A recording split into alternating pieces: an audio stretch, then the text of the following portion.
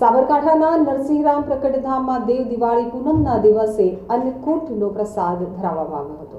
દેવ દિવાળીના દિવસે મોટી સંખ્યામાં ભક્તોનું ઘોડાપુર ઉમટ્યું હતું। નરસિંહ દાદા સમગ્ર સાબરકાંઠા, અરવલ્લી સહિત વિદેશમાં પણ પ્રચલિત છે। માત્ર પૂનમ જ નહીં પરંતુ વર્ષના 365 દિવસ અહીં ભક્તોનો મેળાવડો જોવા મળે છે। ગુરુવાર, રવિવાર કે પૂનમ હોય, ભક્તો અહીંના ગુરુના દર્શન માટે હરિભક્તો ઉમટી પડે છે। તો અહીં રહેલા પક્ષીઓને પણ ચણ અપાય છે। અહીં હજારો પક્ષીઓ માટે પક્ષી ઘર પણ બનાવવામાં આવે છે અને તેમની જાળવણી પણ અહીં કરવામાં આવે છે। ઓકે, સદગુરુ ભગવાન કી જય।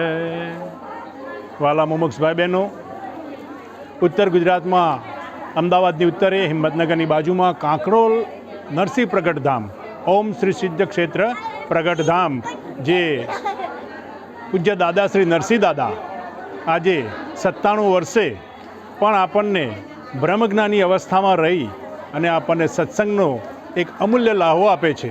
આજે દેવ દિવાળી નિમિત્તે પૂજ્ય દાદાશ્રીના સાનિધ્યમાં, પૂજનીય સંતોના સાનિધ્યમાં દિવ્ય સત્સંગ ધારાના ધોધ વહ્યા અને સાથે સાથે આજે આપણી સંસ્કૃતિ અનુસાર દેવ દિવાળી એક પરમ ઉત્સવ, જે ઉત્સવ નિમિત્તે અહીંયા આપ જોઈ શકો છો કે પરમાત્મા શ્રી પાલનહાર કરતા શ્રી વિષ્ણુ ભગવાનના સાનિધ્યમાં આજે અન્નકૂટનો પણ મહોત્સવ અમે સાથે સૌ મુમુક્ષોએ મળી અને ઉજવ્યો।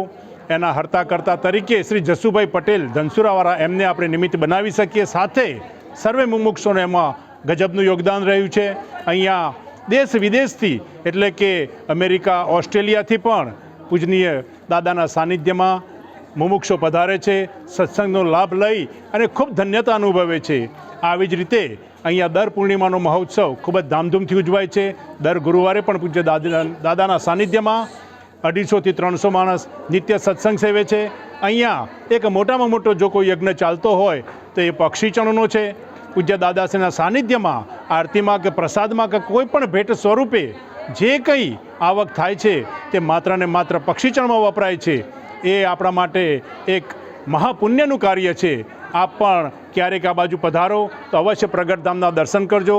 પૂજ્ય દાદાશ્રી 97 વર્ષે પણ આજે હાજર હરી પ્રગટ પરમાત્મા હાજર છે। આપ સૌ એમના દર્શન કરીને ધન્યતા અનુભવજો, ખૂબ ખૂબ લાવો લેજો। સૌને રામ રામ। શ્રી પ્રકટધામમાં નરસિંહ દાદાની 97 વર્ષની ઉંમરે અહીંયા દાદાના દર્શન કરવા અમેરિકા, ઓસ્ટ્રેલિયા, લંડન સહિતના દેશમાંથી ભક્તો દાદાના દર્શન કરવા આવે છે। તેમજ વિડીયોના મારફતે પણ દાદાના દર્શન કરવા ભક્તો ઉમટી પડે છે।